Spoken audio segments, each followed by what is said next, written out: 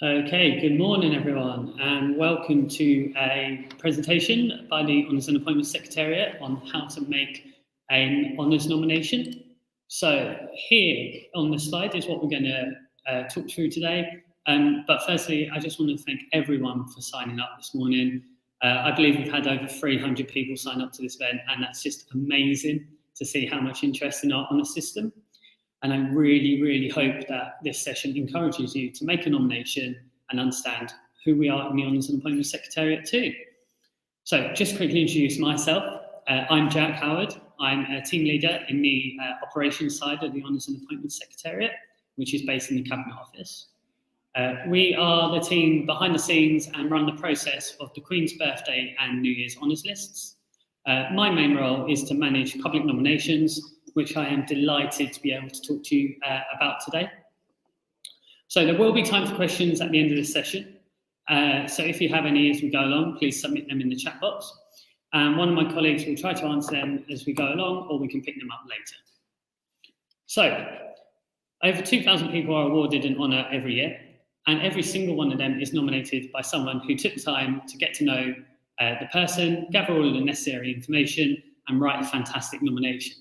At the end of today, we can only honour those who have been nominated.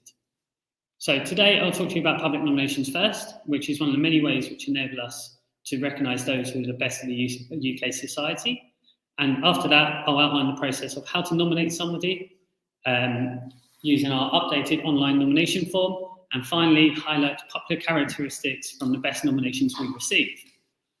We hope that by the end of this session, you will be equipped not only with the skills to make your own nomination, but also to encourage and advise others in your workplace, community, and other networks to get involved as well. So I'm just going to talk you through the process that's on the screen now. A very brief overview of what the honours process is. So there's two ways in which nominations are received by ourselves. We receive about half directly from the public, and the other route is directly from government departments through stakeholder organisations that they work with. So for example, this might be British Athletics sending nominations to the Department for Culture, Media and Sport, or the Met Police sending nominations to the Home Office. Departments submit their nominations to the relevant committees who consider each of them in turn. The decisions from those committees are passed on to the main committee, made up of one of the chairs from each of the 10 independent committees. Once agreed, the list of names is then passed on to the Prime Minister, who passes it on to the Queen for formal approval.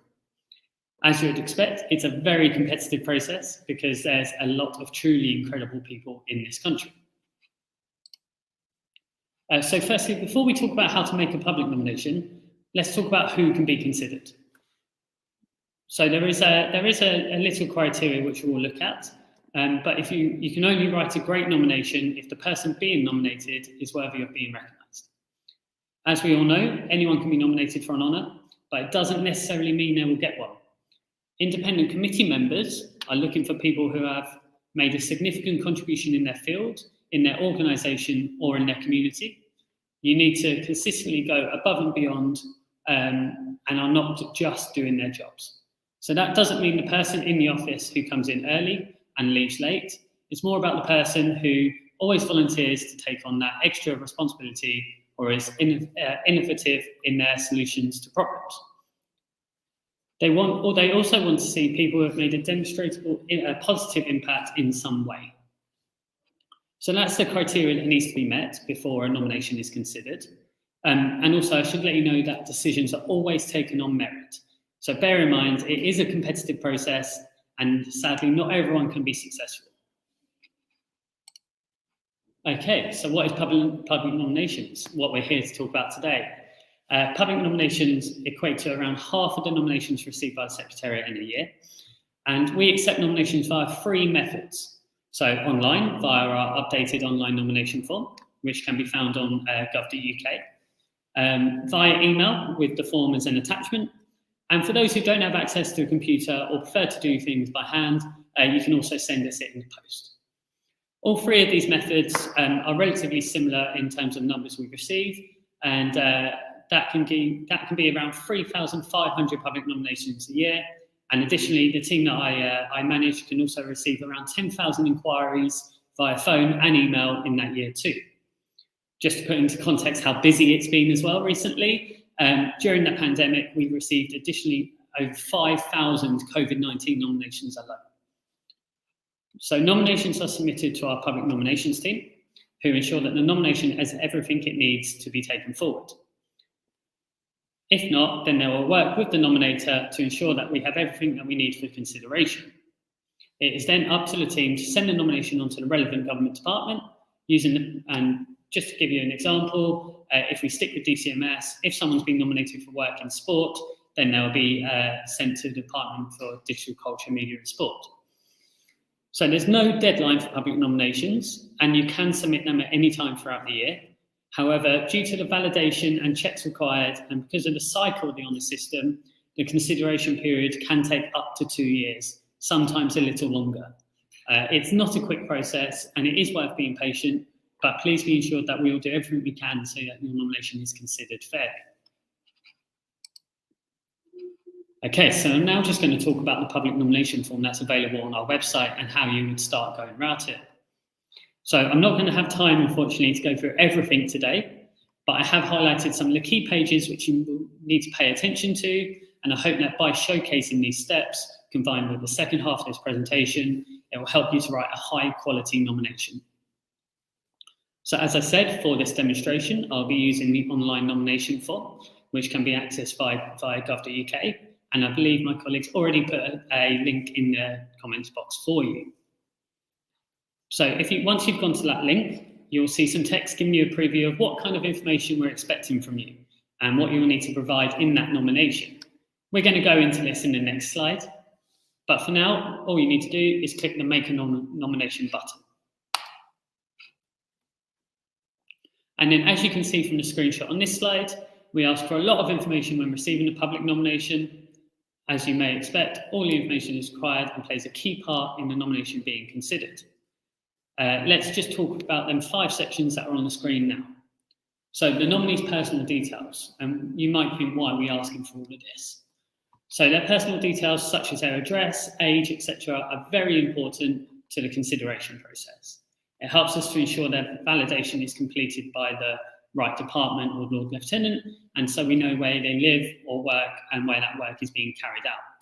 Additionally, nationality is really important, just so we know whether they should be awarded an honorary award or being considered by the Foreign Commonwealth and Development Office. Now let's talk about nomination details. So this is the main part of your nomination. This is where the main work you need to put in.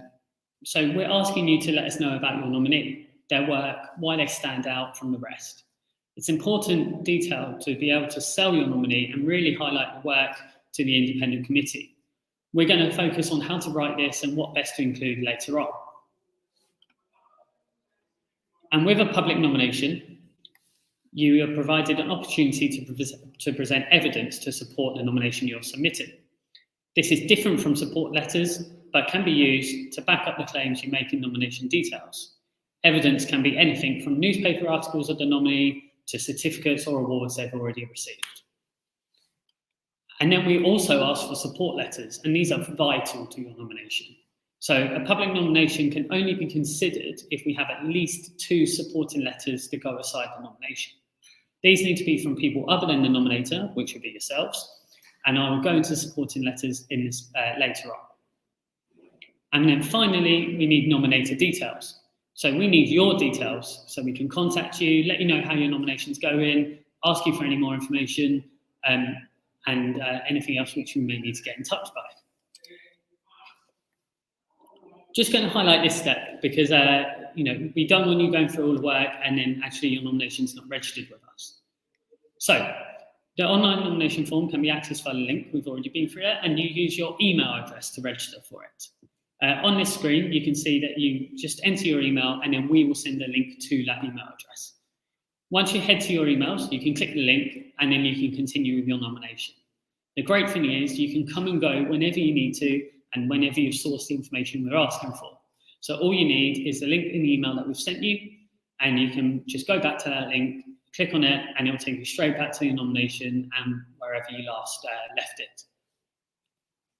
You can access that link throughout your nomination, right until the moment where you've pressed submit. So here, we're just going to detail, so here is nominee contribution, and this is one of the main steps, okay? So it's quite a big aspect. So here you need to detail what your candidate has done or how they've done things.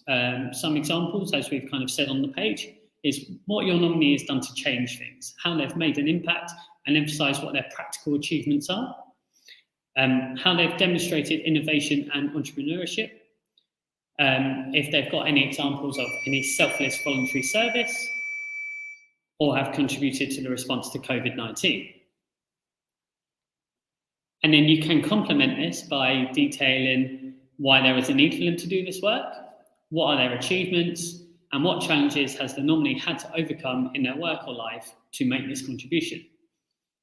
And just to point out that this should be in enough detail to go over 250 words.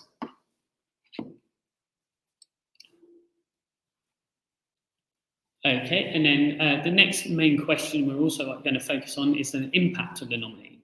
So it's a result, what the impact is a result of their contributions and what those contributions did to change things. Evidence and any recognition they receive should also be added into this part, and then of course uploaded if you've got any separate attachments.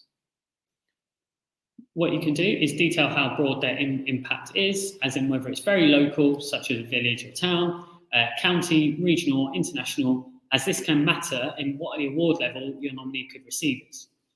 And again, this answer should be in enough detail and over 250 words. The contribution and impact are the bulk of the nomination you're submitting. So these two questions, although they may feel very long or a lot of effort that you have to put in, is where the nomination and the nominee can really stand out.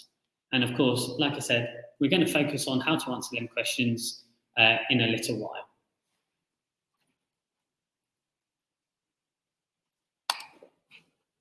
Okay, you've heard me talk about support letters a few times already, and I'm not repeating myself, but I really want to kind of highlight exactly why they're vital and why they make such a difference. So they're vital to a public nomination, and the consideration process cannot be started without them. We do ask for a minimum of 2 supporting letters. However, you'll be able to tell us more than 2 supporters if you need to, but their contribution needs to be unique. So please just don't get one letter signed by 5 or 10 different people, because it's letters with the same information or content will not be accepted. It's quality rather than quantity, and that is really, really key. So a good guideline here is 1 support letter per activity or role that the nominee has been involved in. And these support letters, they need to confirm that the person is doing what they've been nominated for, confirm that an honour would be supported by the community, and include significant and recent achievements or describe that the impact the person has had. And the kind of people who you could source to write these support letters can include a senior person from your candidate's organisation or community, high-profile members of that community, MPs, councillors, etc., or someone who regularly works or knows your candidate. Of course, they can come from family members too, but again, it needs to be more about what their work is and why they've achieved it. And just to give you an idea about what this support letter should look like, it should have the person who's written it contact details on there, so we know it's from them and we can contact them if we need to. There should be around a page long as well. So that's a page of A4 we generally recommend. Of course, they can be longer and they can be shorter, but just ensure that that detail is there of how that nominee has made a difference.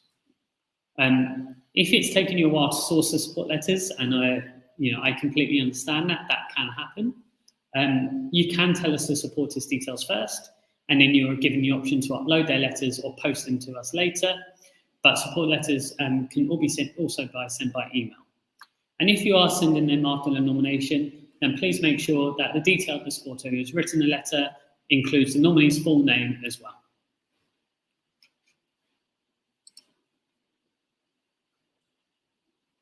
Okay, so that was a few key stages of the public nomination. Now I'd like to provide some useful information on how to answer those questions and what content you can include. So there's generally 3 kind of some good qualities that all successful nominations have, and these can and some of the characteristics of them are that they use plain English, they avoid acronyms. You have to remember that the people who don't know the candidate will be reviewing the nomination, and so don't use technical or jargon. Make it interesting to read so it stands out from the competition. Every nomination is different, but it must tell the story of what your candidate has done and put it into context for a reader who won't necessarily have detailed knowledge of the subject. And as I've already said, identify at least 2 people who can provide supporting letters. Yeah, I'm not going to stop at mentioning supporting letters, I'm afraid. And then talk about that individuals personally rather than about the organisation or the team. The nomination is about the individual and not a group effort. It's worth remembering that honours are awarded individually, and therefore you can only nominate one person at once, and don't talk about the team there. Conversely, when a nomination fails, it's generally because it can be dated. It takes us a little bit of time to do all the necessary probity and police checks, etc., validate the claims, etc. The nomination can sometimes be a bit outdated by the time it comes up for deliberation. As I said, the cycle generally takes 2 years to reach an outcome. And also a nominee needs to be involved in some activity or recently retired from an activity while they're nominated. So honours can only be awarded for current or recent activity. Unsuccessful nominations can also lack impact. So it can answer the question, you have to answer the question of who or what benefited from the contribution of that person. And then the person can be also out of time, as I've just mentioned to you, or just left their role. There's lots of exceptions to this, but that's the general rule. So the message is, don't wait for them to finish, but nominate them while they're still active. And also try to not make your nomination read like a CV. We don't want just a list of things they have done, but also that impact and the contribution that they have made. And occasionally what we also see is a lot of assertions, but nothing to back them up. So provide evidence. The most important thing is to give evidence of what the candidate has done and how they've improved matters for others. So later on, I'm going to speak to you about what works and what doesn't, and when it comes to what to include in your citation.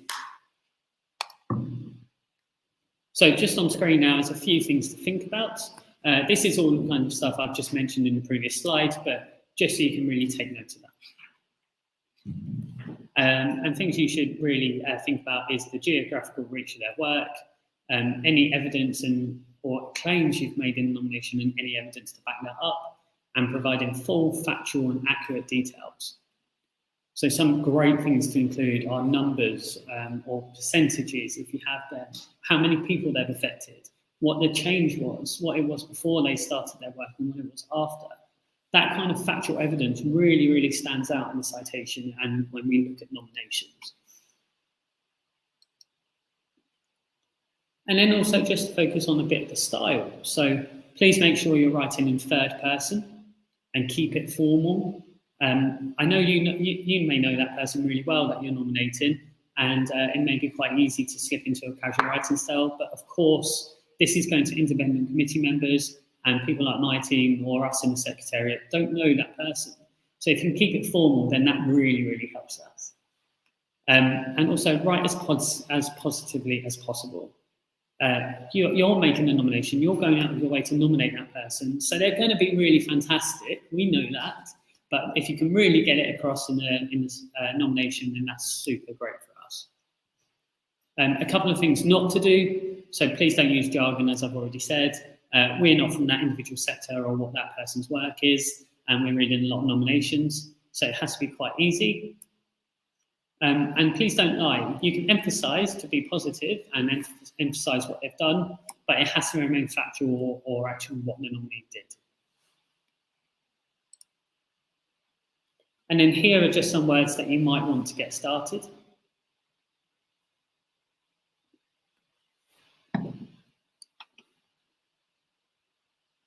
Okay. And then if we look at this, I'm going to give you a little bit of time to read this example extract from a citation on the slide now, and then I'll just kind of briefly highlight exactly what's so good about it.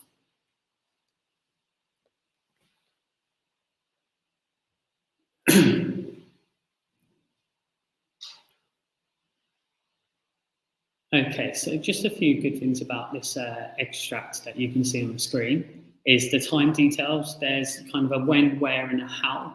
So, when did that person complete this activity or do this work? Where was it, and how did they do it? Very good kind of description or detail. And then if we can also see, it showcases how they go beyond the role. So it showcases their voluntary activity as well as going above and beyond what their day job is or what their main piece of work is. So they're really kind of putting that extra effort and voluntary activity in. And then finally, there's a little bit of numbers or factual evidence in there as well. So, we know in the past 5 years, it's more than 200 people that have benefited. And that's great to see.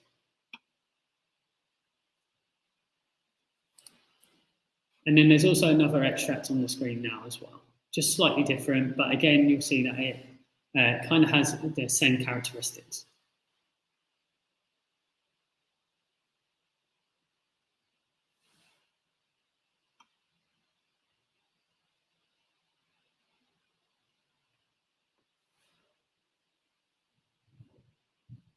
Okay, hopefully you've all had time to read that, but if you haven't, these slides will be available and the recording of this session is available too. So hopefully you'll be able to go back to it and refer to it whenever you need to, and hopefully when you are writing a nomination.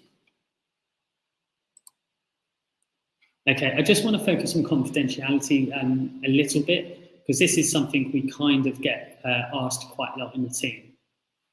And it's completely understandable, so hopefully this can set you at ease. So nominators are asked to undertake their inquiries in the strictest confidence. The nominee, and this is a vital rule, that the nominee must not know they are under consideration or that you're nominating them.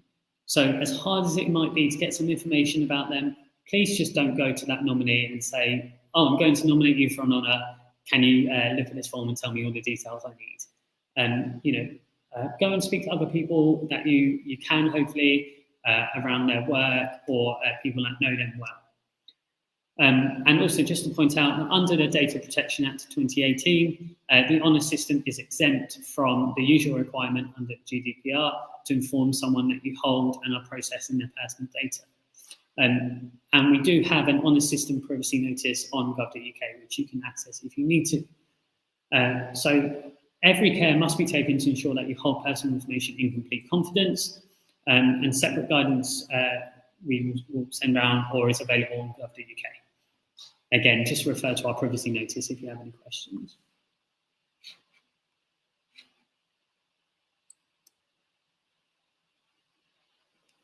Okay, so I've put together a small checklist here, and hopefully this will help you when you do come to write a nomination after today. And if you do want to, it's very helpful once you've written it or started to write your nomination, to start working through and seeing how many of these bullet points you've ticked off. And again, some of these include, is the information relevant? Is there a kind of a strong starting sentences to each question we've asked you? And have you finished with summaries? Have you sourced them appropriate support letters, or will you know you can get them? Because of course, we don't want you to put in all the work in nominating someone, but and then we can't take it forward because we never received the supporting letters. And then also, once again, like I said, include dates, job titles, actions to show the impact, factual or evidence or figures on just demonstrating exactly what the work has done and what effort they made.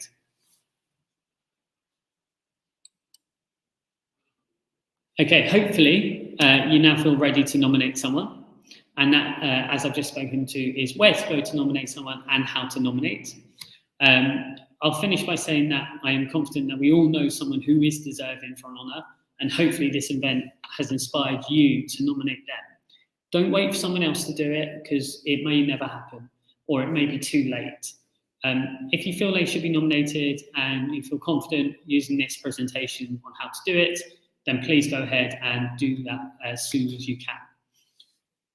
When you are ready to make a nomination, just remember that as a minimum, honours nominations should include examples that the individual has made a significant contribution to society, their sector and or community, gone above and beyond expectations, and made a positive impact and delivered significant outcomes.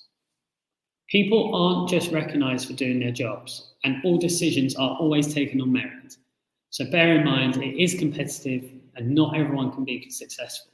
We receive far more nominations than we do awards available.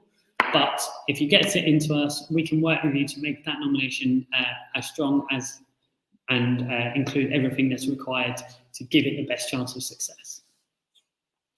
Just to remember that all nominations are kept confidential and the nominee must at no point know they are under consideration. As I've said, honours are actually exempt under GDPR, which means you can provide us with your nominee's name and address without telling them first. And again, to mention it one last time, we do require support letters for public nominations.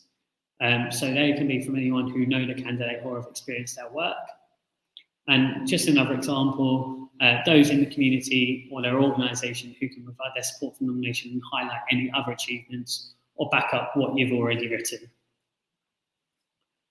You can find out more on what to include in the nomination and how to nominate someone, and you can visit our honours website, which hopefully my colleague will put in the chat now, but that address is honours.cabinetoffice.gov.uk, or you can contact us in the team and we will help you wherever possible. And that is honours@cabinetoffice.gov.uk, and we can assist you if you have any issues or need any support. So finally, I hope you will consider giving someone the gift of a lifetime by nominating them for an honour. Okay, finally, if I can ask if there's any questions. I think there's been some coming in through the chat already, so I'm just going to look through them now and try and answer them the best I can. So, is there a limit to the number of awards given? It's not necessarily a limit, but each independent committee will have an allocation.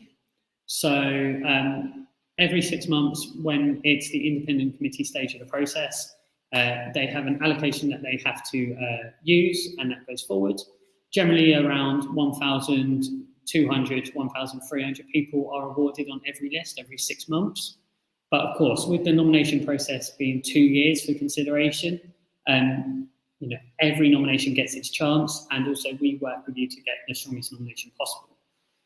So I would say get the nomination in, and if they are worthy of a nomination, we will do everything we can. So there's a good question here as well. So after how long can we assume the nomination has not been successful? Do we need to ask you each time whether it's been assessed yet? So with all the best will in the world, my team and we in the Secretariat would love to get in touch with you and let you know actively about your nomination.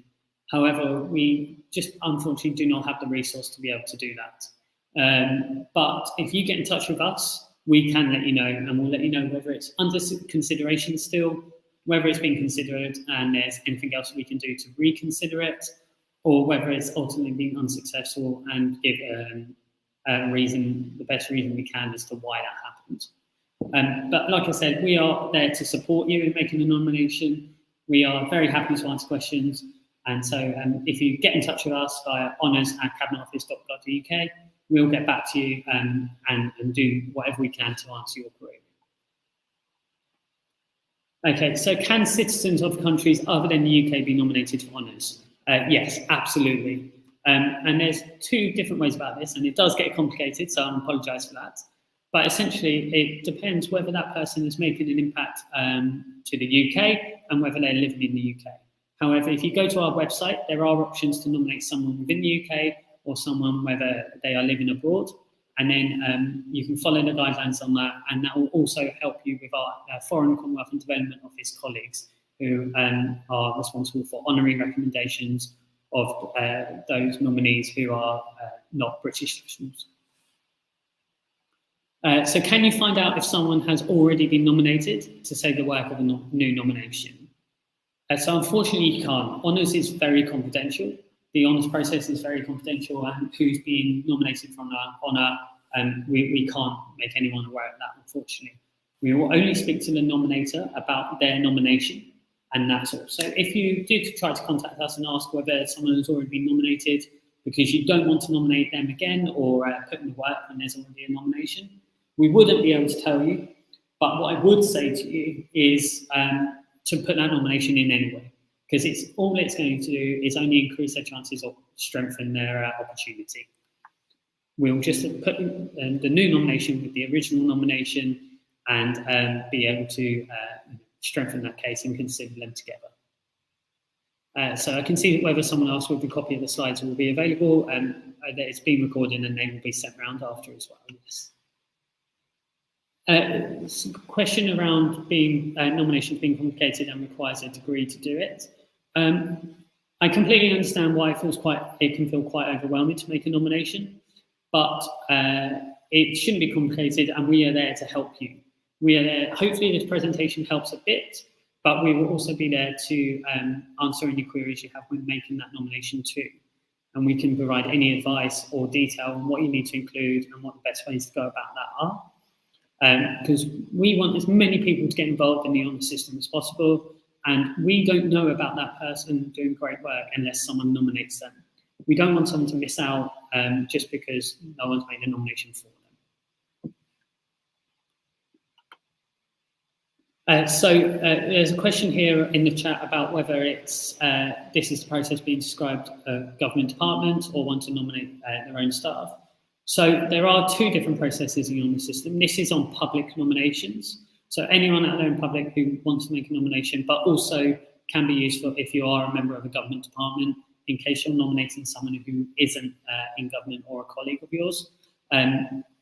We're not fussy. You can go and do it and put in a public nomination in, and we will make sure it gets to the right people. There's a question here about sourcing support letters. So I completely understand that we say you're not meant to go and talk to people about how you're going to nominate, but I just want to clear that up. You can go and talk to others who may know that person that you're going to nominate or thinking about putting a nomination in, because as we know, two minds can be better than one, and also we need them support letters to back up the nomination being made. The only person you can't talk to about this is the person that you're nominating. So if you're planning to go and nominate Joe Blogs because they're doing fantastic work, please don't go and talk to them about it, but go and talk to those who might know them and could potentially help you. Nominations don't need to, so there's a question here, sorry, about whether nominations need to come from someone unrelated to the nominee. They don't have to. Anyone can nominate and anyone can be nominated. So if you have a member of the family who you believe is doing fantastic work and the evidence is there and their quality of work is there, then you can put that nomination in. That's absolutely fine. This is part of the reason why we ask for support letters, and this is also the reason why the evidence, the impact and the contribution is really vital. Because as long as their impact, contribution and evidence is there, we can take that forward and validate that the nominee is doing that work and what impact they've made, and then it becomes slightly more irrelevant that you might be related to that person. So there's a question here about government departments contact the bodies that feed into them for nominations. If not, how can I find out if our society should be feeding into them? Yes, so this presentation is mainly on public nominations. However, what government departments, they put nominations into to be considered, and how they do that is they will speak to their stakeholders, they will trawl for people that they want to nominate and to get back to them by a certain deadline. So your society should be contacted by the relevant government department who is responsible for the work or that remit or area. But if you're not, then you should try and contact that honours team, and you can get in touch with us and we will tell you who that honours team is, depending on what your society is involved in. Okay, and we've just lost power in the building, so hopefully you can still hear me and the lights are back, which is fantastic. But there is one last question that I'm going to answer, and that is whether someone may have been doing good work for a long time, the process is targeted at short-term works. No, it's completely not. So to nominate someone, it's you're looking to nominate someone for their work, whether they've been doing it recently or whether they've been doing it for much longer. Sustained impact is really important, but also someone can make an impact in a very short field. So we've seen and have honoured people who started something to support people at the start of the COVID pandemic, and it's been going for 2 years or a year and a half, and that they've been awarded. But we also regularly see people who have been helping in the community for 70, 80 years. And that sustained contribution is also worthy. So it doesn't matter how long they've been doing it for, but it does help to, if you can clarify exactly what that impact and when they started it was. Okay, I think that's all the questions I can see, but I'm just going to have a quick look to see if there's any others.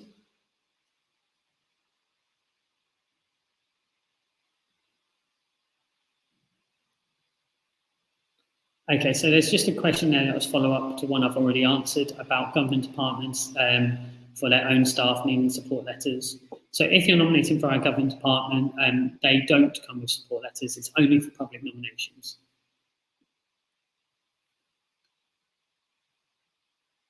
Okay, there's an interesting question here, and it's a really good question actually, about whether a nominee has been bankrupt in their life. Would that affect the nomination negatively? Not necessarily. We carry out probity checks, but it all depends on what that work has been doing. And obviously, each individual case is very different. So again, I'd say put nomination in and allow it to be considered.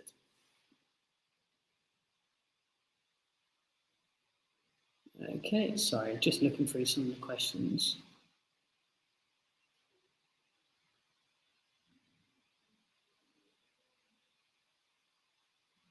Okay, a few people saying they missed some content on the slides. I'm really sorry about that if I went too quickly, but the slides will be sent around and this is being recorded, so hopefully you will be able to see that at some point.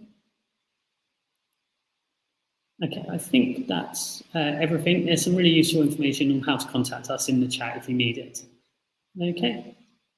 All right, that brings us to the end of the presentation today then. Thank you for giving up your time and listening. I hope you found it helpful.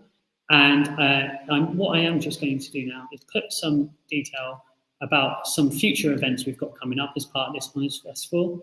So hopefully you can see the slide here. And what I'm going to highlight is there is an event at 12:15 straight after this, which is top tips with committee members.